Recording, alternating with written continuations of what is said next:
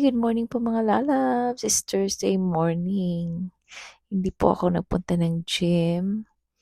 And si Samantha ay wala pong pasok dahil sa nagkaroon ng failure ang kanilang water and electrical system due to some construction.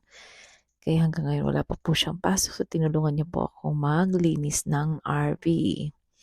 So ito po yung tahanan namin pag kami ay magta-travel all over the country. Yan po. So, katapos ko lang po maglinis, magpunas-punas kunwari.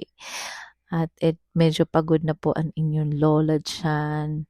Vacuum dito, vacuum doon. Trapo dito, trapo doon. Ayan. So, nililinis po namin kasi we're about to travel to New York. Pag fall season ay pag fall break po nila. So, ayan po, punas-punas ng salamin. Ayan po yung bahay namin while traveling. Have a good day, everyone. Adin akong kabulig. Uy, nagkuruhilata. Kaupay paglapakon. Showing you the toilet, the bathroom, and everything. Bye!